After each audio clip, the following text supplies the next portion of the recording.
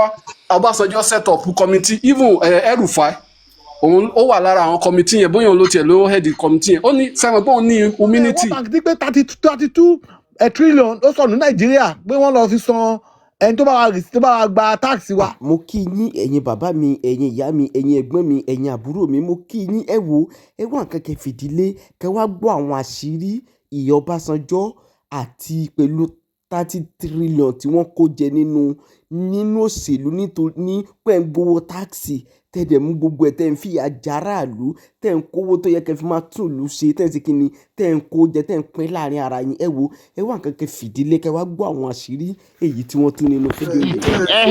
ẹ gọ́gùn ẹ̀ lórí ẹ lọ wò lórí Abẹ́jídé òun àti ó pe press lánàá ẹ máa gbọ́ yes Gaddafi Gabala olóhùn regret ẹ̀ ó sọ lọ́sàn-án ó sọ ní press olóhùn regret tó ń cause problem pẹ̀lú. and now it's about to go out. Now my point is this point mi lélẹ́yìí ṣe yí achievement Tinubu ni pé kí pátì yẹn kó má jẹ́. Ọmọbọ́lájí kọ́ ló ń sọ̀rọ̀ Jésù ṣe fún mi ló ń sọ̀rọ̀. ok Ọmọbọ́lájí mẹ́sàn-án kan fún ẹ àti Jésù ṣe ṣẹ́rí ètò ṣe pàtàkì fún wa was to present the candidate our people will rest. Enough of all these old elements. They've destroyed it. Do you know that Emi Atie, another 4 years Tinubu, by another 4 years Tinubu might be 61 years old. 61 years old. Àwọn ọ̀rẹ́ mi ní Nigeria at my age, wọ́n yìí ń tọwọ́ lọ́wọ́ mi. Wọ́n rí kọ́kọ́ ṣe. I now ask myself question, pé ṣé wọ́n lè relocate sí Nigeria báyìí?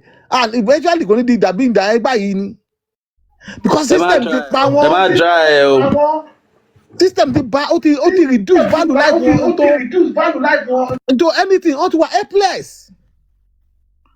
Gbọ́dọ̀ tó allow àwọn guys yìí ẹ wo bó ṣe ń fly lọ́dọ̀ am Tinubu fly left and right. Let me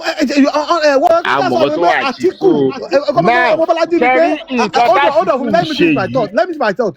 Atiku ó ti yẹ kó ní nísì tó bá jẹ́ ó nífẹ̀ẹ́ ìlú kó má contest election. Atiku ò nífẹ̀ẹ́ Nàìjíríà tó bá nífẹ̀ẹ́ Nàìjíríà interest Nàìjíríà ló yẹ kó wà lọ́kàn kì í ṣe personal. ó dàbí lẹ́bùtà àbá yìí Nàìjíríà ní buhari láti jà fún báyìí because anybody tó bá jà fún Nàìjíríà ẹni bá wù kó máa jà fún Atiku kó jà fún interest Atiku.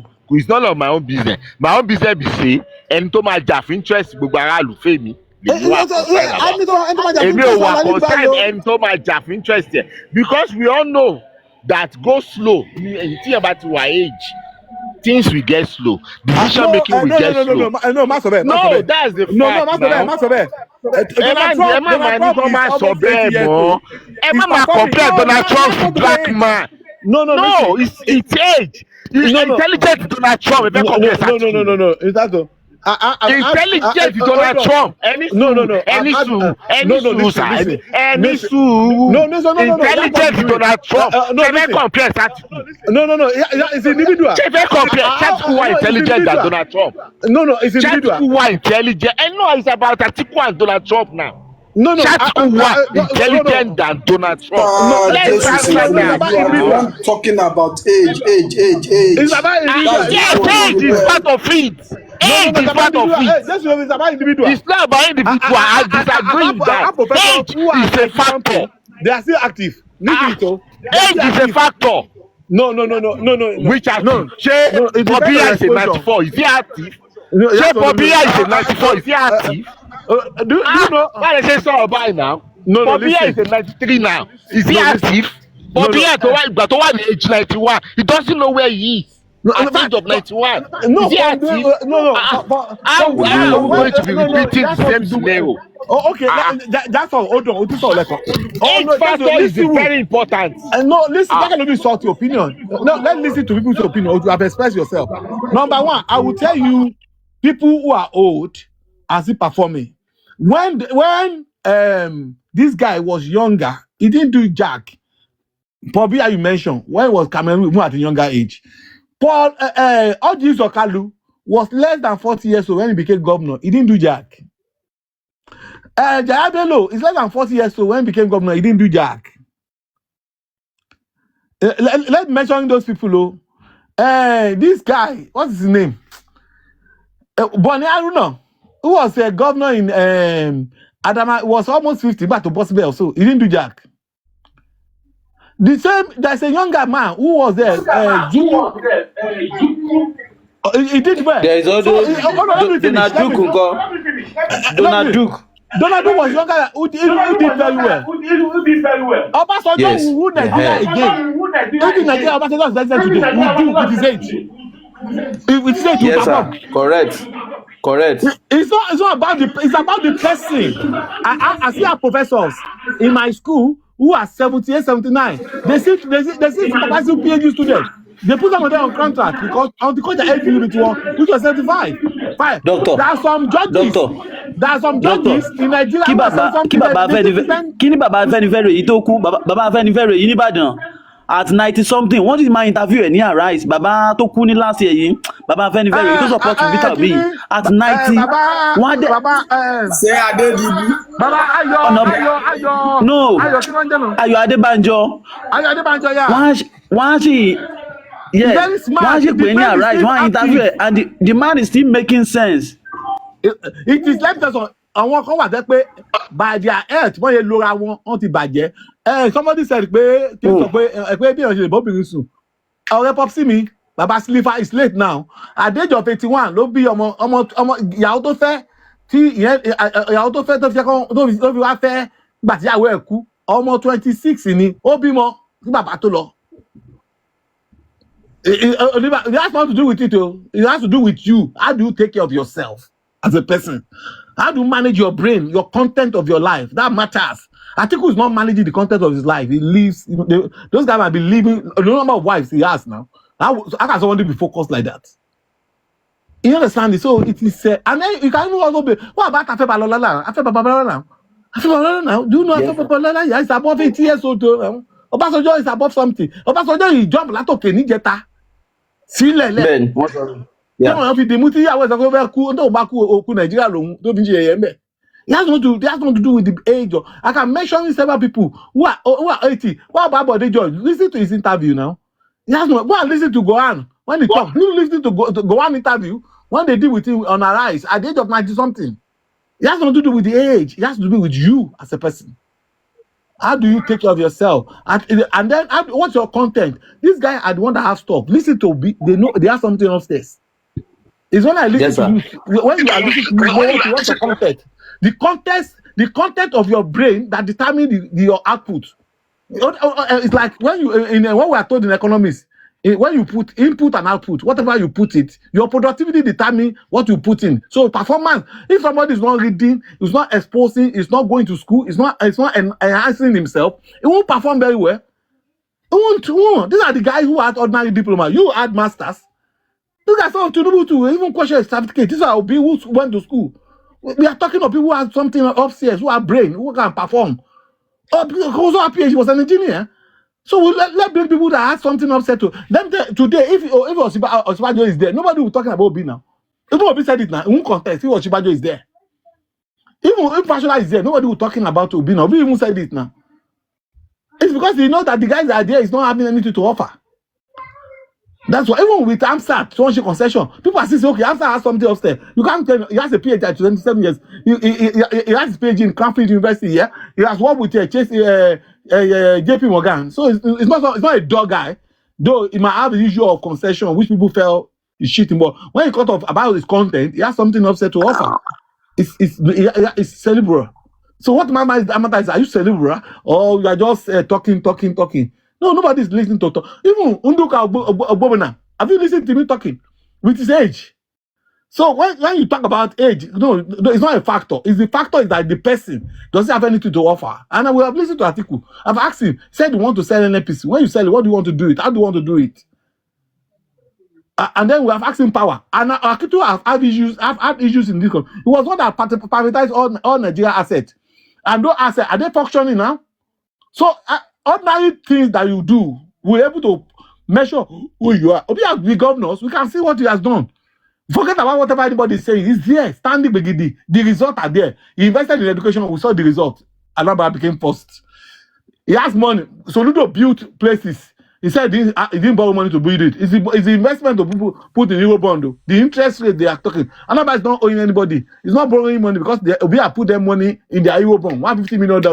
That's shredding for them every 5 years. You know, even this guy said it now. Toludo himself recently said, what governor Obi did for is really helping us. Leave story, what people say, don't be moved by age factor. Age factor is irrelevant. What matters is that you as a person, who are you? What is your content? That's why I tell you that I can turn Nigeria economy into it is what is in your brain. If Perspective when it comes to Nigerian governance, age is a factor. When it comes to Nigerian governance, age is a factor. So perspective, foreign ideas, when he came to Singapore, it's not Nigeria. All can go is not Nigeria. Nigeria is diversity. You need energy. What are we saying now? So in Nigeria, more diverse than Nigeria America. diversity. You need energy. You can't take that away. You are governed over 363 languages. So it's not a joke matter at all. When you are not agile, age is not on your side. There are limited things you can do. You have said it when you are not agile. It's not about interview by one in one place. Can you joke come and interview your government? Hello. When you bring somebody of my age, we need somebody that can move. When you bring that can move all over everywhere. When you bring somebody of my age on the same platform, I will perform better. Not joke. Because of my exposure, I might do better than him. Especially some of those who were age mates who went to school together. You know the reason why? Exposure it's not about sit down in one place. Get point and Sonny. She has friends. What she can do, her friend cannot do it because of exposure. Sharing nǹkan sọ yẹn theory lásán ni kò wà applicable when it comes to practical. It's not practicable. Nigeria government in Nigeria is not about pé kó sòyìnbó. It's not about pé kó máa sọ fònẹ́. It's not about pé kó máa sọ calculation. It's about activeness. Moving from one place to another.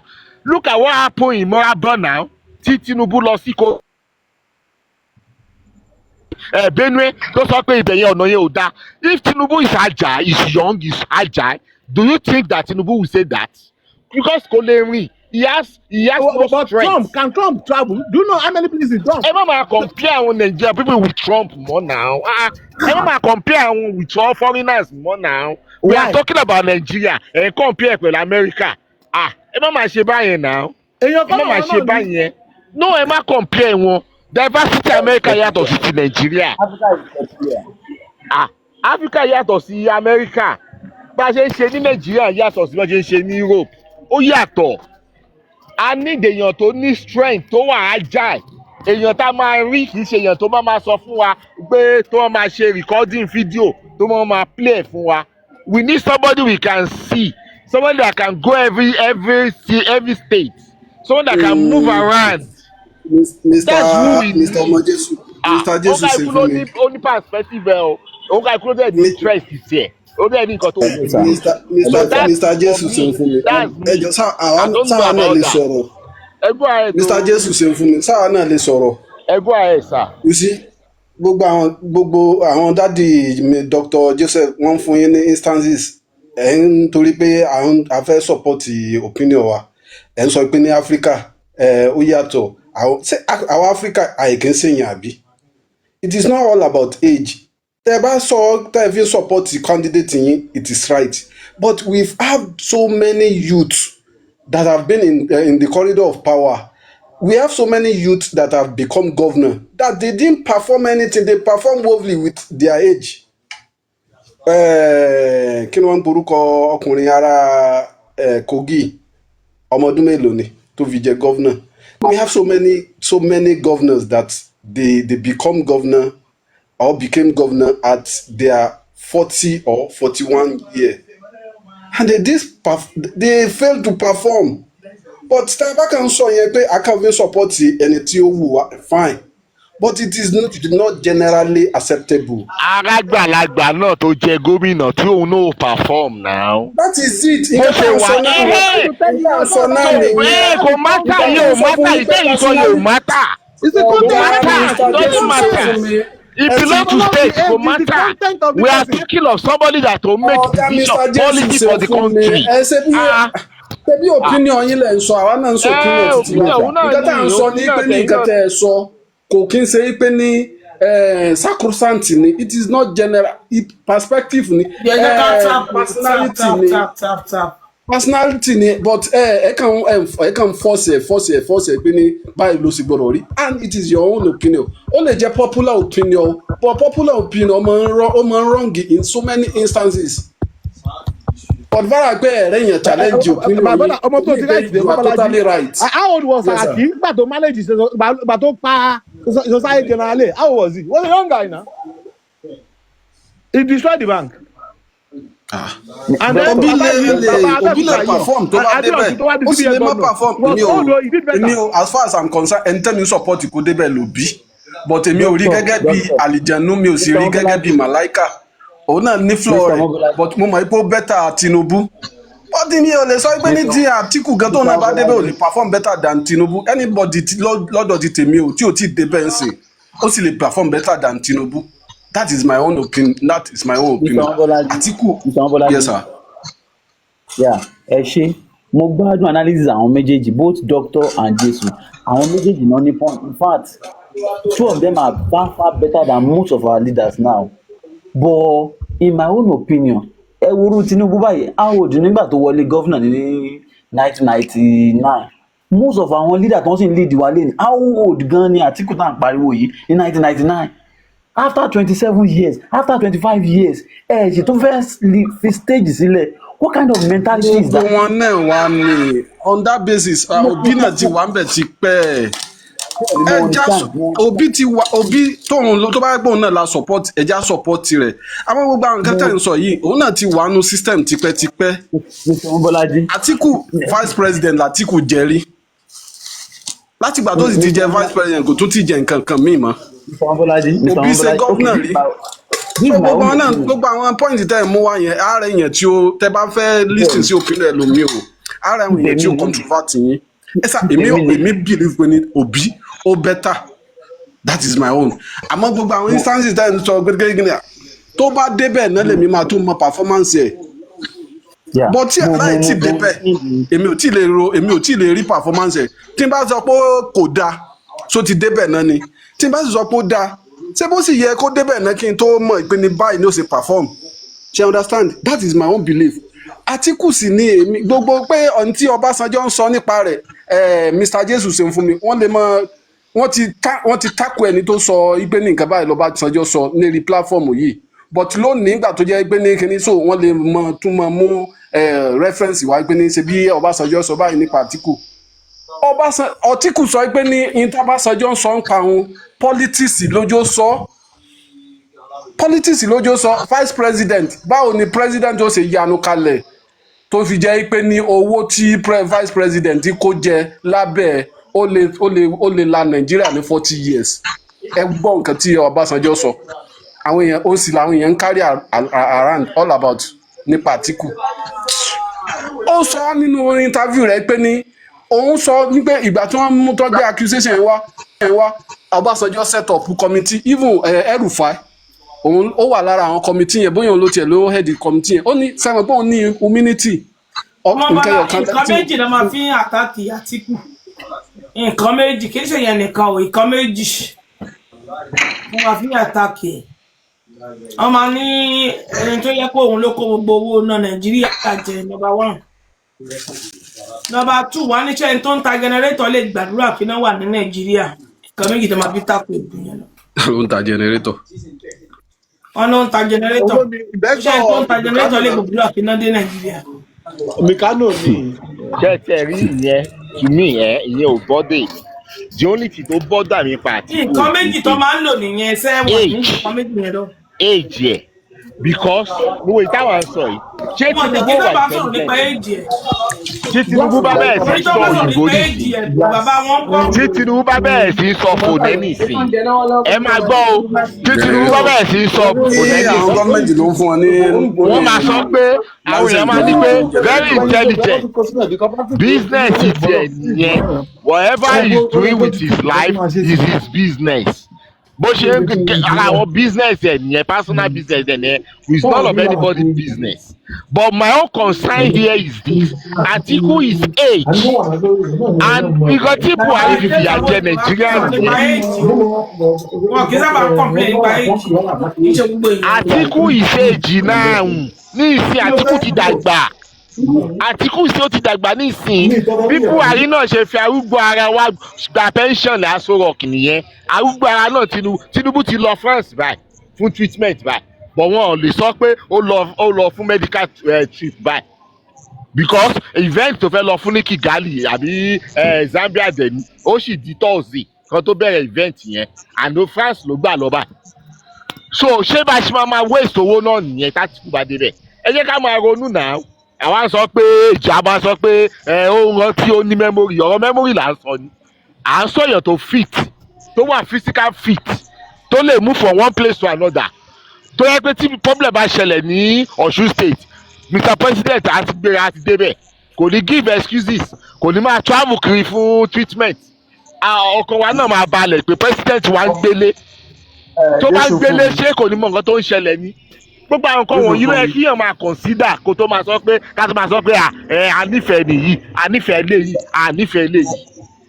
ara nǹkan tí bẹ́ẹ̀ kí Tinubu fail ní ìsìn nìyẹn ẹ lọ wo iye time tó ti travel látìgbà tó ti wọlé 2023 today nínú ọdún yìí nìsín ó ti travel bí ẹ̀ẹ̀mejì ẹlẹ́ẹ̀kẹta lè lè bá how many months January to this time just 4 months now ó ti travel ẹlẹ́ẹ̀kẹta tó máa travel lè lè bá abẹ́ẹ̀kẹrin so ṣé irú president báyẹn la tó a máa ní ṣé Atiku ló ní máa travel ni èjì ni ó máa travel lọ gba treatment ní abroad. Mr. Jésù fún mi mo fẹ́ jẹ́ kẹ́ mọ̀ wọn kan ẹ jẹ́ kí n sọ wọn kan ẹ kú jókòó gbogbo ilé o ẹ kú àtàárọ̀ gbogbo bẹ ṣe ń fà lọ́tún lósì ni mo ń gbọ́ ẹ̀kọ̀ọ̀kan kan máa dá sí báyìí. sọ ni ilé ìta gbé sórí ìlànà ọ̀tọ̀ tún lélẹ̀ ilé ni. sẹ́yìn tí Mr. Jésù fún mi. Tinubu ṣáà dáná sí yín lábẹ́ ẹ̀ àti Mr. Mọ́bọ́lá ń tẹ́lẹ̀ gbogbo ìta ń sọ yìí mi ò personally èmi personally mi ò nígbà tí a ju Tinubu lẹ̀ ká tún mú Àtíkù síbẹ̀. èyí ká sọ mo bá bèrè ẹni bọ̀dọ̀ bá ti tó 50 láàrin wa ní bá ti tó 50 ṣé bí ó ṣe lè ronú nígbà tó wà ní 40 ló ṣe lè ronú nsìn ṣé bó ṣe lè absorb nǹkan ló ṣe lè absorb nsìn kò sí ìwé kò sí ọgbọ́n tó lè ní age factor will always affect you when you get to certain age kò sí bí o ṣe kò sí nǹkan tó ní o bá lo àjíléwe kò sí nǹkan tó máa ṣe ó láti wà nù gbogbo nǹkan tó bá ń ṣe bí àwọn ọmọ ẹsẹ̀ bí o ṣe lè rí yìí kọ́ làwọn ọmọ ẹsẹ̀ wa rí yìí somebody nígbà tí Fáṣọlá wà ní èkó nǹkan bẹ́ẹ̀ ni Fáṣọlá sọ sí ìgbé pé Fáṣọlá was new Fáṣọlá moved from Alimọ̀ṣọ́ to Agége in the night and by he survived all his job himself.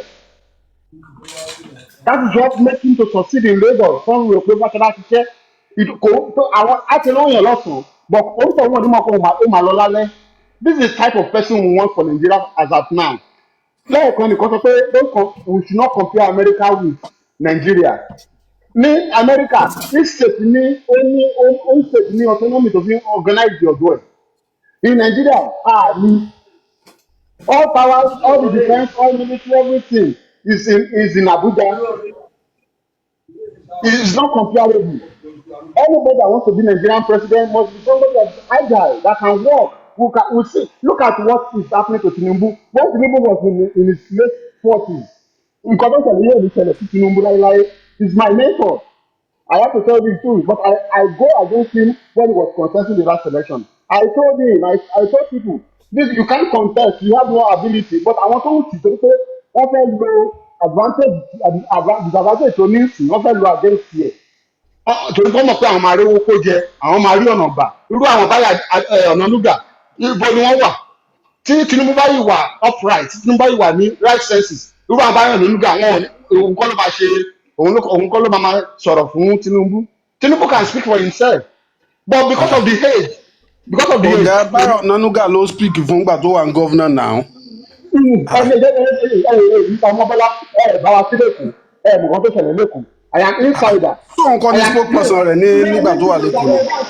ọmọbọlá tó wà gúdà with me I'm insider. Bẹ́ẹ̀ni kan wá ń jáde ó sọ̀rọ̀ tó wúlò sọ̀rọ̀ lábẹ́lẹ̀ yìí àmọ́ bó ṣe ń lọ ẹ má máa jẹ́ àwọn nǹkan tó wà tẹ́lẹ̀ mọ̀ tẹ bá mi ò lè báyìí hábì ọ̀rọ̀ ìyẹn ní ìsìn mi ò bọ́n pa Ìlọrin mi ò báyìí hábì ọ̀nà bọ̀ ní state mi ò ń pa bẹ́ẹ̀ pé àwa la ní. So understand, I can talk about Lagos anytime, any day. Continue, I will talk about Lagos. But this nǹkan tó ṣẹlẹ̀ ní tó kọjá, wọ́n put Tinubu di president ni torí àwọn tó fẹ́ lo ọmọ pé lẹ́gbẹ̀ẹ́ sí on his side mọ́, òun náà ṣe push ẹ̀ tó fi tó gbẹ pé ẹ̀ tó gbogbo nísìnyí tó bá yẹ pé àyè wà fún Tinubu ni, a sọ pé òun ò ṣe mọ́, but àwọn tó wà lẹ́yìn rẹ̀ wọn kò ní sọ pé òun ò ṣe mọ́ láéláé. Oníṣọ́pọ̀ òun ti mọ́ láéláé bí nǹkan ṣe wá rí gbogbo ilé padà sọ́dọ̀ Àtíkù Àtòbí for now in Nigeria today I'm not in Nigeria but the feeder sí ó wà ńlẹ̀ we cannot feed Atiku and win Tinubu. That is number one. Even tí a bá feed Atiku in Lagos the vote that will come out from Lagos will be times 2 of what comes out last time. Times 2 ló máa ṣẹlẹ̀ lẹ́kọ̀ọ́. But if we feed Obi, we can still split the vote in Lagos. In so many places, in some southwest states, we can still get some vote from there. Added to that of the east, added to the little ones we have in the north, because people are hungry. We use that as an advantage for Peter Obi. But feeding Atiku at this time, the age is not on his side. The age is not. We cannot continue. We want Tinubu out of the race. We want to bring another 80-year-old man to the race. That is not the point. That is what I want to say, and that is my own personal view. If anybody has any other view, Mr. Mobala, ẹ máa sọ pé ẹ fẹ́ kó Obi dé dẹ̀ kẹ́ máa pro points kẹ́ máa against àwọn points yẹn. I will not accept that with you. Kẹ́ máa throw points, àwọn points kan wà tí wọ́n throw táwọn èèyàn throw. Tẹ́ ń sọ pé bọ̀ election we know Atiku ní primary tí wọ́n ṣe ní TBS àbí mo náà ṣe lónìí kan primary kan ṣe lónìí kan ní Buhari àti Atiku. By force by fire àti máa ṣe Tinubu tó dúró di Atiku ó mú ìfọmárì yẹn tán díẹ̀ ló kù díẹ̀ báyìí ló kù because he contested for that election and he spent money. Ó dé stage alọ́gbọ́ owó tí wọ́n gbé jáde ní body loan kò sẹ́ni tó mọ bí tó kó yẹn ti wá tọ́bù lè ná ìjọ yẹn. You can't contest any primary with Atiku and win. Nobody. I am telling you. Tí Tinubu jáde pẹ̀lú Atiku ní same party wà láyé Atiku àná ní primary but he can't win general election. Let's be sincere to ourselves. At this time, Atiku always win primary but always lose general. Mo ti sọ lẹ́ẹ̀kan wọ́n bá mi Mr. Bọ́lájí bá mi jiyàn. Mr. Jésùfúnmi, I accept what you said. He's always the best decision no be making. I am telling you, if not for that, Tinubu is the president. Somebody kí Atiku àti Tinubu kan tó padà sínú ẹgbẹ́ APC yẹn, Atiku àná primary. I'm not Tinubu primary. This man lays the truth. Nǹkan t'Atiku mọ̀ ṣe jù láyé ẹ̀ kó win primary. Ó mọ̀ géèmù yẹn play bàjẹ́. Ó kàn play but for going to get election. 1993 tí Mr. Bọ́lájí gan sọ yẹn tẹ bá rántí tẹ pé rerun election wọ́n fẹ́ ṣe táwọn 5 delegates 5 zones tí wọ́n ti dé tí àwọn Abraham Adesanya Emmanuel Alayande Adébánjọ gbogbo wọn Bọ́lá Ìgè tó lọ bá Ṣéwú Àgbà Musa Àgbà ìyẹn ẹ̀gbọ́n Yar'Adua wọ́n lọ bẹ́ẹ̀ wọ́n dọ̀bálẹ̀ fún Adédìbú sọ ní 1999 ó lóun fàyà gbolẹ̀ fún Yar'Adua àgbà kí wọ́n lè kí Atiku lè step down tó lè step down fún MKO so ṣé irú Atiku yẹn reason tó bá sọjọ́ dẹ̀ fi lò ní 1999 lélẹ̀ o ṣẹ́rí Ṣéwú Àgbà yẹn tó jẹ́ ẹ̀gbọ́n Musa Yar'Adua òun ni secretary Ọbásanjọ́ nígbà tó wà ní head of state. In fact the same gang military gang kan náà the same gang ni wọ́n jọ wà ọ̀rẹ́ ẹ̀ ni so ó fẹ́ compensate family yẹn Yar'Adua dẹ̀ máa ń sọ fún Ọbásanjọ́ nígbà tó wà ní ológun wípé àkọ́bí òun ni Àtíkù, ó fi Àtíkù ṣe àkọ́bí ẹ̀ torí Yar'Adua àgbà yẹn is like bẹ́ẹ̀ ni pé kò bímọ tó gbogbo nǹkan tó ní everything ló will f'Àtíkù. Ó wá ní tí àwọn ìyá òun àbúrò òun àwọn ọmọ òun tó bá need anything kán lọ máa gbowó lọ́wọ́ Àtíkù. Òun ló fà á, ṣe bá Àtíkù is from Adamawa, share border village wọn share border pẹ̀lú Southern Cameroon ni. Why Shehu Agba is from Katsina. So but because of pé family Àtíkù àti bàbá Shehu Agba yẹn they are very close. Wọ́n ṣiṣẹ́ in fact bẹ́ẹ̀ ni pé wọ́n bí Àtíkù sọ̀wọ́ bàbá yẹn ni. So ogiye Ọbásanjọ́ wá fẹ́ compensate family yẹn pé bàbá yìí èèyàn dáadáa ni ó serve òun nígbà táwọn jọ jẹ́ ológun. So òun ò lè neglect family ẹ̀, òun l'Ọbásanjọ́ fi lọ píìkì Àtíkù. Ọbásanjọ́ gan òun ní ìmọ̀ mọ́ọ̀chì pa Àtíkù lọ títí.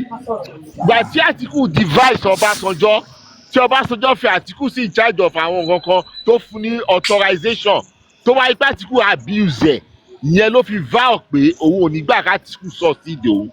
Gbogbo agenda tó ń pariwo ṣe b'Àtíkù ló initiate ẹ̀ pẹ̀lú àwọn Tinubu tó gbé lọ sí House of Assembly pẹ̀lú Naba tó gbé Ghana must go tó gbé sórí table náà l'Ọbásanjọ́ ló gbówó yẹn fáwọn.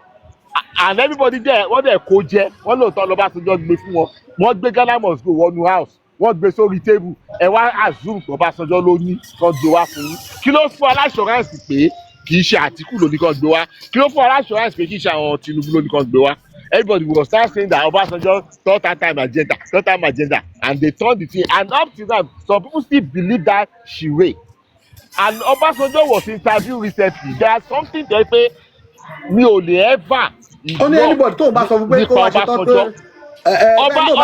Obasanjo ní tó bá ní interest láti ṣe third time, nobody can stop me.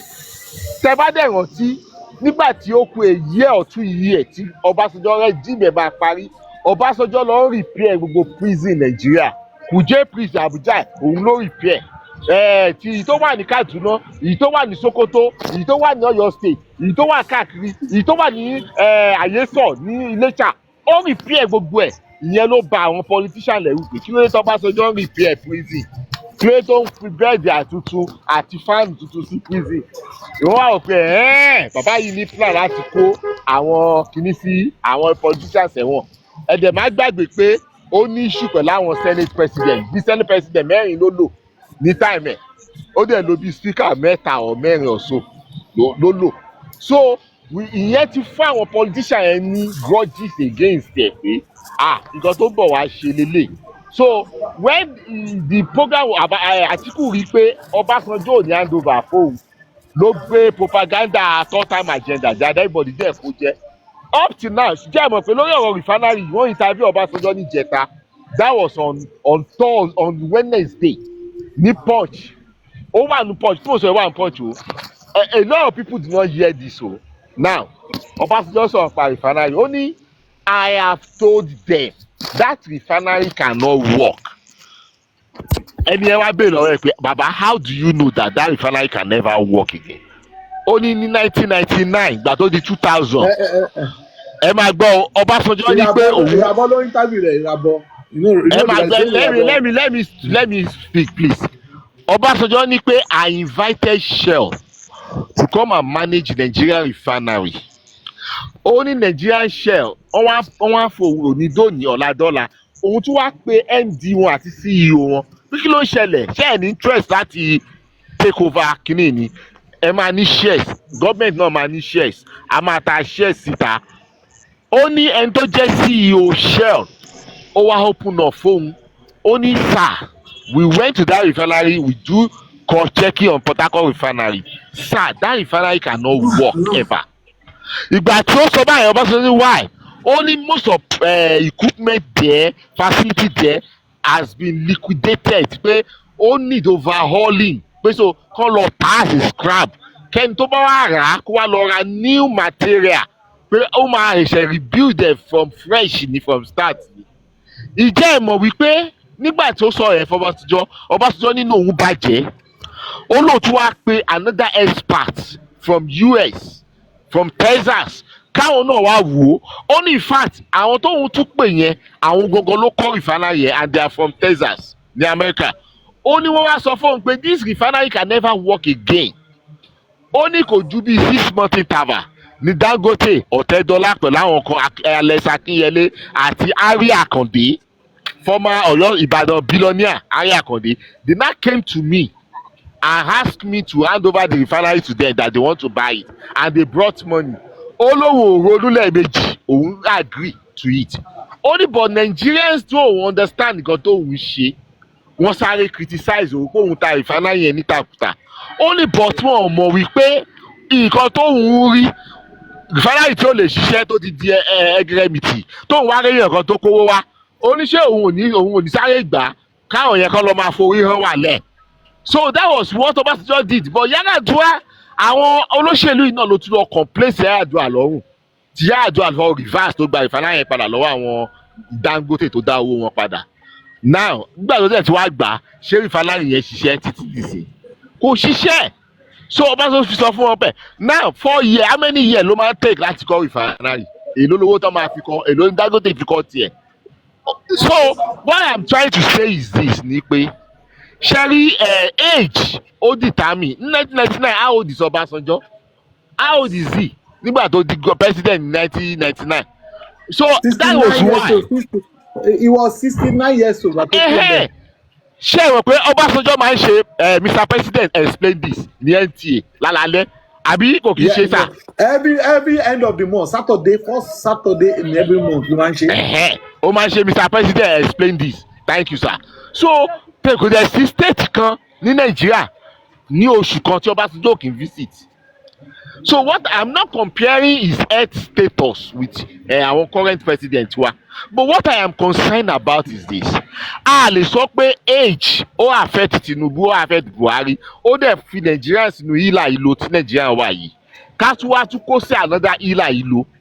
She understand it. It's not about interest or like. More like Atiku, I love him so much. You know why I love this man? He's a very creative businessman. But when it comes to govern Nigeria, no, it's no to him because I consider his age is number one criteria. For me, age is number one. You don't consider any other thing else. I need somebody that is young, somebody that can drive me, somebody that can drive the country. Tó máa lọ wájú báyìí gbogbo àwọn máa move along with him. Kì í ṣe èèyàn kan tó yẹ pé àní gbọ́ látọ̀dọ̀ ẹ̀. As far as I'm concerned mi ìdìbò fátíkù rí gbogbo kọ́nà kó tó di pé ó di ìgbà kẹ́ tó máa lo age against ẹ̀ gan. Mo lọ opportunity láti dìbò fún times without number mi ì sì dìbò fún rí. I like him as a person, as a businessman. I love him. I love him for that. But when it comes to Nigerians, that office of president, no. Bàbá ti wà lórí platform. Bàbá ti ń sọ̀rọ̀ báyìí, wọ́n máa ń sọ etí wọn nù ni. Wọ́n kì í wọ́n lè fi tẹ 1 hour sọ̀rọ̀ wọ́n ti sọ ti tẹ náà tún ní. Sẹ́yìn èmi láti gbogbo bàtà tí kò ti ń kọ̀. Gbogbo bàtà tí kò ti ń contest. Mr. Mobolaji ẹni sùúrù ẹjẹ àjẹmọ kí ló wà nílẹ̀ tá fẹ́ jẹ. Ẹgbẹ́ kìíní yẹn wà tọ́sí kẹ ẹfẹ́ sẹ̀rẹ̀ ní ẹ̀dẹ̀ bá. Ó dà bẹ́ẹ̀. Ó yá ẹgbẹ́ wọn Mr. Mobolaji à ń gbádùn yín. Àfọ̀rọ̀ ìlú gbogbo ẹ̀ tí ẹ̀ ó sún mi bí mo ṣe wà ń jàre. Ẹ wo èmi n tí mo bá jí nìyẹn àǹtí bí mo ṣe jí báyìí mo kàn ó gbà sẹ́mi ó sì mọ bá wọn sọ̀rọ̀ ọ̀rọ̀ Nàìjíríà yìí mọ́ lórí.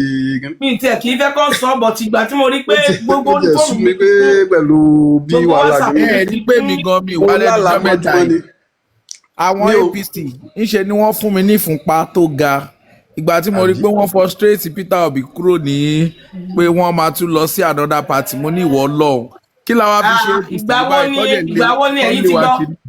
Ẹ má accuse APC wrongly ẹ accuse ambition àwọn tó ní ambition. Ìgbà wo lẹ́yìn ti gbọ́ bàbá àṣẹlẹ̀. Dátajà wa ń kó káàkiri a kó kúrò Labour Party a kó lọ èdè àṣà ń kó kiri ilé kólú ẹ má ti fi lọ́dún kan nù pátì. Tẹ́mi fi wò pé èmi tí mo ṣe ìjọ ní ìjọ òṣèlú ìjẹta ni pé àtẹ̀tídàmú àjàyè ADC. èmi dẹ́mi fi rò náà tí náà nìyẹn ò bá ti rọra sọ ẹ̀jẹ̀ ò ní nínú tẹ́lẹ̀ kan ni. nínú ọ̀rọ̀ tí Mr. Jesu ṣeun fún mi nígbà tó ń dé gbogbo tó tó ń wà sọ lẹ̀ yìí ó sun wọ́n wọ́n ní ní ọjọ́ àti Monday mà ní òbí ó kúrò ń bẹ̀ pápátá gbogbo àwọn náà ni campaign wa gbogbo àdúrà àwọn tí APC Tinubu ń lò campaign aṣọ ń kọ́ bó náà ti fẹ́ ṣe. kún yẹn má fọ ẹ má fọ tó bá tún délẹ̀ ẹ báyìí ọmọ gẹ́gẹ́ nípa politics rárá. ohun tó bá ti lè ẹ mú gbàgbé Peter fún Obi APC jáde rèé. ní pátì ọ̀tọ̀ tí Àtíkù bá jáde ní pátì ọ̀tọ̀ tí Tinubu jáde Opportunity ti- tán di mẹ́ta opportunity á ti wà padà fún sí Tinubu. 2023 nìyẹn kò sí miracle tẹ́ fẹ́ Rárá. dá sí. Wọ́n ṣe lára ẹran ti kankan. gbé Kwankwaso wà lẹ́gbẹ̀ẹ́ ẹran ti gbé Kwankwaso wà pẹ̀lú Obi báyìí o. kò lè dàbí torí pé ẹwọ́n tó máa ń jẹ. náà wọ́n máa fọ́ ìbò náà tì ṣó ti eyín Kwankwaso á mú tiẹ̀ ń bẹ̀ Tinubu á kúnlẹ̀ mú tiẹ̀ wọ́n á jọ pín yẹlẹyẹlẹ ni ṣé Àtíkù ti chúùsì kínní ni ó ti chúùsì vice kò president. tiẹ̀ sí ẹni tó fẹ́ èmi choose ò kó sí má pátì president. mi ò kí gbogbo orúkọ bẹ́ẹ̀ yẹn mi ò vice sí president tí tó ń mi ò propose kí ń ṣe fún mi ò Àtíkù ṣe pátì Mákindé. mi ò sí ní pátì nǹkan tí mo wá ní ìlọsíwájú orílẹ̀-èdè mi tọ́ mi ò tèmi kí ń rò ṣe bí pátì kò sí lẹ́ni politics pátì ìlọsíwájú lẹ́yìn yẹn máa orílẹ̀-èdè ti mi jáde ni mo wá. pátì lẹ́yìn yẹn náà ti máa jáde kò sígbà tí ní analyze pátì náà pẹ̀lú ẹni èmi ò ẹ́bà tó máa lead ẹ̀. àwọn pàṣẹ tó àwọn ọdẹ báyìí tí wọn pé àwárí kọkàn tó fẹ́ ṣe fún ìlú ẹ̀kọ́ báyìí ẹ ká lé wọn dànù pẹ̀lú vóòtì náà. kọ́ tó ṣẹlẹ̀ ohun tó bá ti lè mú ADC pín wọ́n bá fi lè Wọ́n pín ti Tinubu ẹgbẹ́ lẹ̀ fún ọ̀dọ́ ènìyàn. ìyẹn wọ́n jáde. wọ́n máa pariwo wọ́n rígì wọ́n gírígì lásán ni o. Wọ́n kò bá fi sẹ́ni lè tó máa pín- tiẹ̀ pariwo pọ́nrígì Tinubu kọ́ tó bá fi lè win ni. pín tó wọn bá á pẹ́ wọn ní pín problem. ìbò yẹn á pín yẹlẹyẹlẹ ṣó ti tí yé èmi yín wò pé tó bá yẹ pé ní primary election náà ni ẹ ṣe ó jẹ́ pé ní consensus náà ni ẹ sọ ṣe kọ́wọ́ tó èmi máa dẹ̀ rí fà á pé lẹ́kọ̀ọ́ pọ̀lọpọ̀ èmi kan as ṣiṣẹ́ far as I'm fẹ́ concerned. kọ́ iṣẹ́ contest papọ̀. ló dẹ̀ máa náwó wọ́n ní táyì kó tó di sínú ti di ọjọ́ mẹ́rin but Mr. gbogbo ọjọ́ Celestial Monday wọ́n ní ọjọ́ Monday ni wọ́n lọ sí another party báyìí so Mr. Bọ́lájí tọ́mọ́ ti Mr. conclude Bọ́lájí wọ́n ní ọjọ́ Monday ni wọ́n lọ. ó máa náwó tẹ̀ ń sọ yẹn náà ta ni ó náwó fún. Mr. Bọ́lájí ẹ dúró kí lẹ́yìn rò kó yẹ kí Àtíkù sẹ́yìn àpíìsì yóò bí kó ṣe primary pẹ̀lú Àtíkù ni àbí kí ni stand yìí níbi ibẹ̀ yẹn stand ti èmi fọwọ́ tèmi sí bóbi ti fúlẹ̀ yẹn Òbí ò ní bá wọn Òbí náà ò lè ṣe ṣe primary pẹ̀lú Àtíkù ẹni kó ṣe primary Òbí ò ní pẹ̀lú Mr. Àtíkù jẹ́ máa gbówó lẹ̀ fúnyìn kò owó ni ò fẹ́ fi ràbò kì í ṣe pé kò lè ṣe primary bọ́n ó ti mọ̀ pé àwọn kan máa gbowó kalẹ̀ wọ́n máa fi ràbò Òbí ò lè fi fún tẹ́ ẹ bá wá ń sọ yẹn gan tẹ́ ẹ bá ń sọ yẹn gan ṣé argument tó wà ẹ́ dì ẹ̀kọ́ òbí náà náwó ṣókíló ìgbà èèyàn ó ní ó yà mí lẹ́nu olóṣèlú ẹ̀ka tó bá kò lè náwó bá àwọn ṣe ń play politics. olóṣèlú máa náwó náà. Mr. Bọ́lájí problem wa country gangan nìyẹn tó bá ti wá náwó ẹ̀ẹ̀kan jẹ́ kéèyàn sọ̀rọ̀ ni we understand you are supporting Obi tó tí ẹ̀ ń bá ń support Obi tó tí Àtíkù bá náwó fún yín ẹ má dìbò f'Àtíkù náà kí ni support yín fún Obi yẹn gẹ́gẹ́gẹ́gẹ́ ó máa sùn mí Àtíkù lọ́wọ́. máa náwó fún yín tẹ́ fi gbowó lọ́wọ́ Àtíkù ebi ń pa gbogbo yàn ẹ kàn tẹnumọ́ ẹ kàn accuse Àtíkù ẹ má gbowó lọ́wọ́ Àtíkù náà ẹ ti judge ẹ ti dọ́là give l'Àtíkù máa ná $10,000 last ta ni ó wà election ṣe Àtíkù ò nà fúnra rẹ̀ ní síbẹ̀ $15,000 ṣé àwọn bàbá wọ́ọ̀dù tán wá láti Ìlọrin àwọn tó wá láti Ìlàjẹ lórí omi lóńdó wọ́n wá rí $20,000 ẹ wá ń sọ pé Peter Obi àwọn Peter Obi náà níṣe nínú kinní yẹn ẹ má ṣe consensus ẹ tún tẹnumọ́ consensus ẹ tún tẹnumọ́ wọn yóò tún náwó tó wà èmi ò mọ. Òbí ní káwọn ti direct primary Àtíkù wọ́n á insist pé consensus ní káwọn lò ẹ̀ tó máa jẹ́ consensus àwọn esco lásán ni wọ́n máa jókòó meeting láti mọ bí a ṣe bribe wí ẹ̀ gbogbo àwọn ẹ̀kọ́ tó máa jẹ́ primary. ẹ ní sùúrù bí consensus máa ń work wọn kì í ṣe consensus bẹ́yẹn tẹ́ ẹ bá ti agree ẹ gbàgbé pé báwọn èèyàn ṣe ń bọ́ ṣe analyse ẹ̀ tó kàn analyse ẹ̀ wọ́n kàn analyse ẹ̀ wọ́n ń gbé result lọ sí ọ̀dọ̀ ẹni tí wọ́n ń support ni in tó ń pè ní consensus ni tẹ́ ẹ bá sí kíni tẹ́ ẹ bá agree lé lérí yàtọ̀ sí tí Tinubu ń ṣe tó impose tó ń pè ní consensus tí Àtíkù tí Obi ò bá ti support consensus wọ́n á lọ primary election ni in tó ń pè ní consensus ni tẹ́ bá fẹ́ jọ fẹnu kò lé lérí tí ò bá ti fẹnu kò lé lérí wọ́n á lọ kóòtù ni tó bá yẹ pé yẹn náà ni o èmi ò agree pé ní ní tẹ́mi sọ ni pé ní tẹ́ àbá ti lè step méjì ní election Mr. primary Mobalaji election and general election. Mr. Mobalaji tó bá ti mú yàn ní consensus tí àwọn mẹ́fà bá jókòó táwọn márùn-ún sọ pé consensus la máa ṣe tí ẹnìkan bá sọ pé òun ò gbà tá a bá lọ primary ẹni tó wọ́n fún consensus yẹn ló máa wù that is normal bí ọ̀rọ̀ ṣe rí nìyẹn tí èèyàn márùn-ún bá ti sọ pé ẹni báyìí la mú tí wọ́n ẹ mọ dadi ẹnìkan yẹn máa lù ìdùnnú ẹ gbàgbé ẹnìkan yẹn máa lù ìdùnnú. ẹ ní sùúrù dadi ẹ má bínú ẹ mọ̀ pé ní kí lẹ mọ̀ tó wà nínú new electoral law báyìí in terms of primary elections. nǹkan tó wà ní electoral law ni pé tí ẹ bá lọ consensus gbogbo yìí ẹ láti ẹni tí àwọn tí wọn ò mú wọn láti kọ lẹ́tà pé àwọn jọ wọ́lẹ̀ onítọ̀ wù ní. ìtọ́ ń pè ní consensus nìyẹn right from beginning kí sí pé èmi wá sọ fún yín nǹkan tí wọ́n sọ fún yín nì. n tí mo béèrè lọ́wọ́ yín kọ́lẹ̀ ń dá mi lóhùn sáà kí ló wà nù primary kí ló wà nù new electoral. new electoral law wọ́n sọ fún wa pé tí wọ́n bá fẹ́ mú consensus candidate gbogbo wọn láti jọ agree. nǹkan tó wà ń bẹ̀ tẹ́lẹ̀ náà nìyẹn right from onset. but this time around onítọ̀ láti show consent ìsádà kò sign àbí kò. àní ìtọ́ ń pè ní consensus náà nìyẹn ó ní mo sọ lẹ́ẹ̀kan tó tó bẹ́ẹ̀ kọ́tù. ìgbàlódé mo wá sọ fún yín ni wípé tí àwọn bíi mẹ́fà bá wà nínú lẹ́kọ̀ọ́ tí a bá agree pé lágbájá ni kò lọ. bóyá kí n má wulẹ̀ béèrè yẹn lọ́wọ́ yín mọ́ kí n sọ. ó yẹ kí n sọ fún yín sẹ́ni kan bá yarí nínú wa dandan ni alátìlọ́kọ́nárì nìyẹn. tàbá lọ́kọ́nárì nǹkan ìṣẹ̀lẹ̀ márùn-ún ti gbà pé sẹ́ni kan sọ pé òun ó bá rí ìgbà ló má ṣe. ẹ máa wá gbọ́ sà mo ti farabalẹ̀ mo ti gbọ́ titi yín èmi ò pass judgement analysis objective àbí kíní ni lèmi ń sọ. in tó wà nínú new electoral law nísìn tó fi ń choose primary tó fi ń choose candidate through primary nísìn ní ọ̀nà méjì is either by consensus or direct primary wọ́n ti expunge indirect tí wọ́n fi tó ń lo candidate tó ń lo delegate wọ́n ti expunge ẹ̀ kúrò. So it's either you go through consensus or direct primary. So tí wọ́n bá ti wá gbà consensus direct primary ni wọ́n á lò. So tí wọ́n bá sì máa lo direct primary yẹn each state ló máa dìbò fún candidate wọn. yẹ́nì kan fẹ́ sọ mo gbà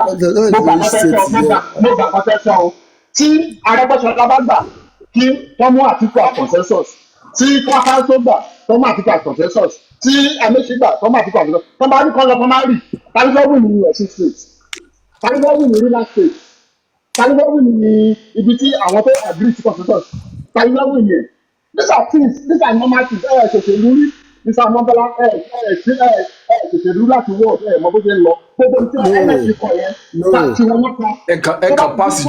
ẹ kàn pass judgment nínú òṣèṣèlú. sọ̀rọ̀ lẹ́yìn Yorùbá ẹ̀ sọ̀rọ̀ lẹ́yìn ilẹ̀ Ìgbò. tí mo bẹ̀rẹ̀ lọ́wọ́ ní ẹ̀rí dáhùn ẹ̀ ń sọ fún mi pé mi ò ṣèṣèlú rí báwo máa ṣe láti ṣèṣèlú rí ní judgment ti yín. ẹ ń sọ̀rọ̀ Nanuga lẹ́ẹ̀kan náà mo sọ pé ní kò rí bẹ́ẹ̀ ní kí n má bá yín jiyàn ẹ kàn conclude pé mi ò ṣòṣèlú rí báwo máa ṣe wá ṣòṣèlú rí lọ́dọ̀ yín. ẹ rí àwa ní Kwara State níbi bíbáyìí ADC Kwara State is for Obi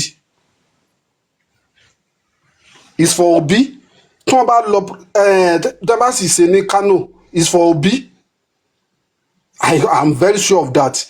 ẹ jẹ́ kó bí continue kí ni wọ́n ń porúkọ rẹ̀ consultation rẹ̀ wọ́n máa ń defeat Àtíkù kí ló ń jẹ́ pé wọ́n yóò náwó tó bá máa náwó ṣe báyìí náà ni ó náwó fún ẹ má gbowó lọ́wọ́ rẹ̀ náà èmi kò lè fún èmi lówó kí n gbà tó bá lè fún èmi lówó kí n gbà instead èmi ò fi bọ́ sórí kí ní tí mo pass judgement àbáyé Àtíkù ṣe no èmi ò lè ṣe yẹn màá ṣe ṣiṣẹ́ ti tèmi ní nǹkan argument ti tèmi láti jọ ẹni yẹn argument ti tèmi nìyẹn but ẹ bá mọ̀ pé Àtíkù lè náwó fún yín ká ẹ gbà ó tọ̀ ẹ lè mọ castigate ẹ̀ kẹ́yìn sì mọ gbowó lọ́wọ́ rẹ̀ kẹ̀kàn wá bọ́ sórí social media kẹ́ mọ bú ẹ̀yin náà lẹ́sìn gbowó lọ́wọ́ rẹ̀ mi ò lè gbowó fẹ́mi kẹ́mi mọ́ gbà ó tí bá mọ̀ pé bí mo fẹ́ ṣiṣẹ́ fún tẹ́ bá agree eléyìí o ẹ kàn lè bọ́ sórí social media kẹ́ mọ castigate anybody o. kò gbé bọ Mr. Bọ́lá kò sẹ́ni tó castigate Àtíkù yẹn sọ fún yín nobody is castigating him kò sẹ́ni tó. he has his right to contest bá jẹ́ pé owó náà ni ó bá ná kí òbí náà náwó láti ẹ̀sìn máa gbowó lọ́wọ́ rẹ̀. ọ̀rọ̀ tẹ́ ń sọ yẹn ìṣọ̀tì ni bá wọn castigate ẹbí sọ́lẹ̀ ẹ̀kan pé wọ́n castigate ara wọn tó a bá ń sọ fact these are not castigating pé wọ́n castigate Àtíkù. kí ló ń pè ní fact inú opinion evidence.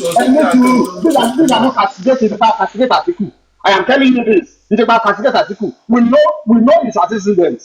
We know his kí ni antecedent rẹ̀ ó máa ń náwó antecedent rẹ̀ náà ni kó máa ń náwó àbí ó máa ń náwó fún àwọn ta ni àwọn wo ló máa ń náwó fún.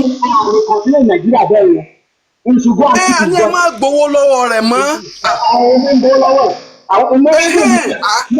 tó ẹ máa wulẹ̀ bí a bá ti máa pé kò ní ẹja gbàgbé rẹ̀ tá a bá ti ní gbowó lọ́wọ́ rẹ̀ owó rẹ̀ ò wúlò. Nínú tí ebi wà ní sílẹ̀ nígbà ìkan máa gbowó. àwọn yóò ṣe máa gbowó lọ́wọ́ rẹ̀ dáàtún adáàmọ́ castigate ẹ̀. ọ̀ṣẹ́ ní gbowó níbi tó bí wà.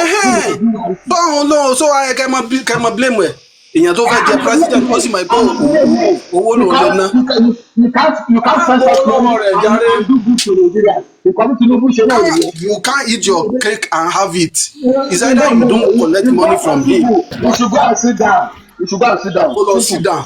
Kẹ́yìn ò bá ní ambition náà ilé mọ́ contest náà. Mr. Bọ́lájí kí ló dé kẹ́yìn sọ pé k'Àtíkù máa náwó k'Àtíkù kó campaign primary election based on what he can do.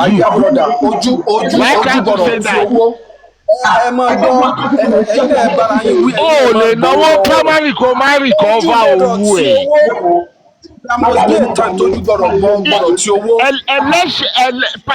Democracy is not supposed to be about money. Democracy is supposed to be about people. Now, you are not coming to serve yourself. You are coming to serve Nigeria. My dear brother, Jésù ṣe fún mi. Nǹkan tí agbára ti tèmi ká òun ni mo ti sọ yẹn. Ṣé ní Amẹ́ríkà àti gba democracy ṣé primary Democrat àti Republican wọ́n náwó fáwọn delegate bẹ́ẹ̀? Ṣé gbọ́ rí? Ta ló sọ fún yín pé wọ́n náwó ṣé fáwọn delegate tó máa vote wọn primary? Ìbò sọ̀pọ̀tì Trump. Wọ́n náwó wọn fún delegate lówó. People will come out and vote. In fact, orí fóònù àwọn party members ti máa ń vote primary wọn ní America orí fóònù wọn electronic voting. ẹ̀yin lẹ accept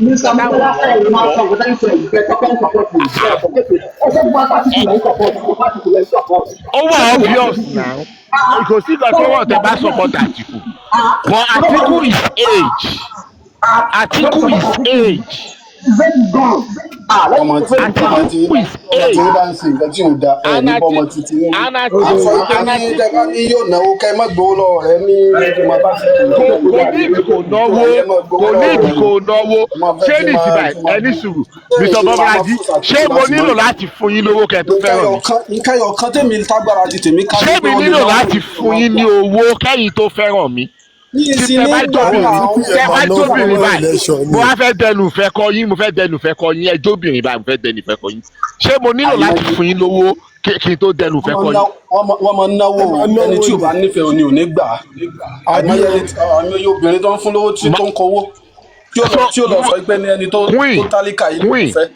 gẹ́gẹ́ bí ẹ ṣe wà yín ní ìsìn báyìí mo wá fẹ́ dẹnu ìfẹ́ kọ yín mo wá ní àkúnyìn o mo mà nífẹ̀ẹ́ yín o ṣe máa fẹ́ mi ẹ wá sọ fún mi pé kí wọ́n kọ́ fún yín ní 50 million náà ṣé ó nílò kẹ́ ẹ kọ́ demand owó lọ́wọ́ mi kẹ́ ẹ tó sọ fún mi pé yes or no ẹ dáhùn sí.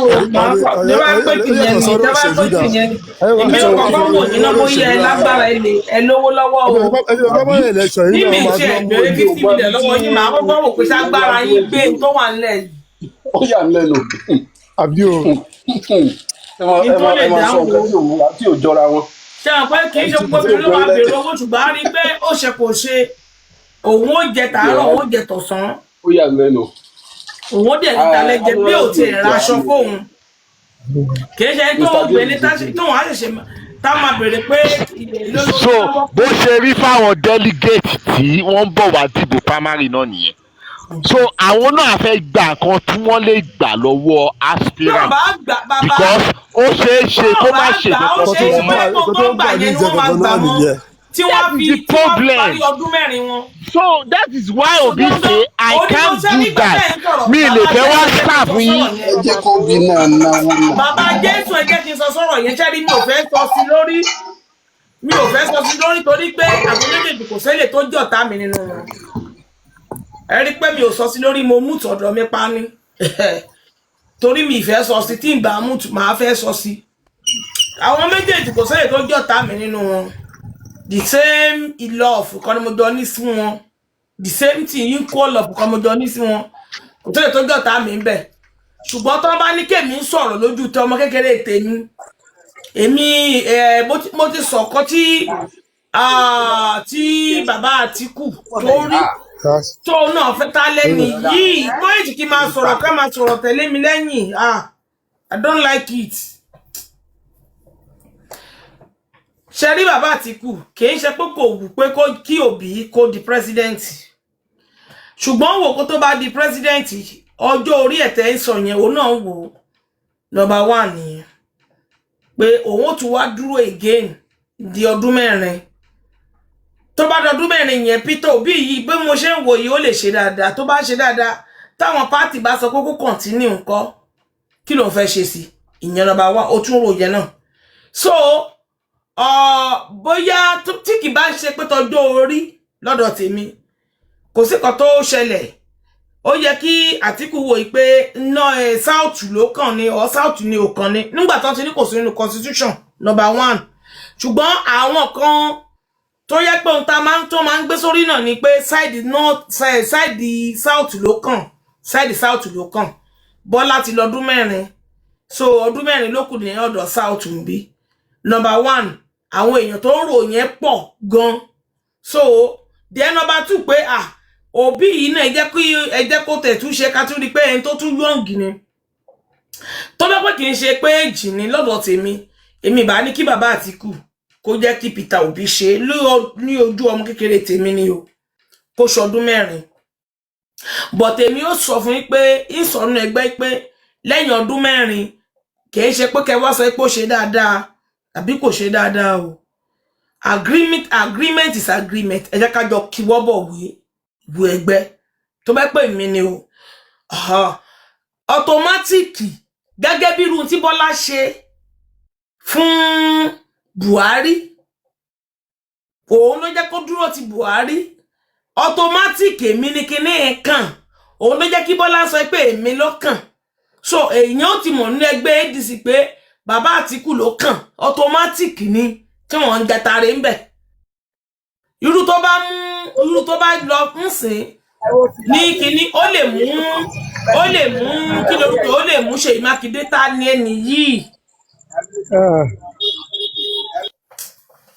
ó lè mú Ṣèyí Mákindé kó fi ṣe igbákejì ó lè mú anybody náà ní south west kó fi ṣe igbákejì ẹ̀ ṣùgbọ́n lọ́dọ̀ tèmi tí kì bá ń ṣe ti èjì ọdún mẹ́rin tí Òbí ti sọ yẹn kó kí wọ́bọ̀ wé kí gbogbo ẹgbẹ́ dẹ̀ sáyẹ̀nsì pé ọdún mẹ́rin péré ni ó lò àwọn ò ní gbà kó lọ́dún mẹ́rin kó ṣe ohun tó máa rírú ẹ̀ rí pátápínlá rẹ̀ ohun tí n bá dáwọ́lé kó sọ débi pé ohun tí n bá ń ṣe lọ tọdún mẹ́rin bá fi pé ẹjọ́ ẹgbẹ́ mo bẹ̀ yín anybody tí ó di president lẹ́yìn mi ẹ jẹ́ kó continue láti bẹ̀ kó lè ṣàṣeyọrí ẹ̀ ní orúkọ ẹgbẹ́ wa ADC èèyàn máa ń mú ìlọsíwájú plan gidi ló yẹ kí àwọn ẹgbẹ́ ìfisílẹ̀ tó bá lónímọ̀ràn gidi ẹ jẹ́ kí Òbí ṣọdún mẹ́rin tó bá ṣọdún mẹ́rin èmi o kó kí wọ́bọ̀ wé o kò gbúdọ̀ lójú ọdún mẹ́rin lọ o kò gbúdọ̀ lójú ọdún mẹ́rin lọ o kó sáìn wọ́n ní lọ́ọ̀yà nínú ẹgbẹ́ wọn kí lọ́ọ̀yà ẹgbẹ́ wọn bá bọwọ́ lù kò jù bẹ́ẹ̀ lọ so tó bá dẹ̀ ti agree ọdún mẹ́rin yẹn náà ni automatic èmi náà máa gbé fún Àtíkù tó máa gbé fún Àtíkù nǹkan tí mo kò lè sọ ni pé in tó bá ń dáwọ́lé ẹjọ́ ẹgbẹ́ kan náà ni n tá bá ń dáwọ́lé bó jẹ́ títì ni mò ń ṣe lọ bó jẹ́ iná ni mò ń ṣe lọ bó jẹ́ ọ̀nà ni mò ń ṣe lọ ẹni tí bá ń ṣe lọ ẹjọ́ ẹni tí ó di president nínú ẹgbẹ́ yìí kó jọ̀ọ́ kó continue láti bẹ̀ wọ́n á lè máa sọ pé Òbí ló bẹ̀rẹ̀ kínní Àtíkù ló parí ẹ̀ iyì ló jẹ́ fún ẹgbẹ́ wọn oríire ló jẹ́ fún ẹgbẹ́ wọn bó ṣe rí nìyẹn ṣùgbọ́n tí Àtíkù kò òun náà ó fi tàgbà ṣe a lè sọ pé ọmọdé ni wọ́n àgbàlagbà ni wọ́n dàgbà ju gbogbo wọn lọ wọ́n fi tàgbà ṣe ni ó yẹ kí wọ́n jẹ́ kí Peter Obi ṣe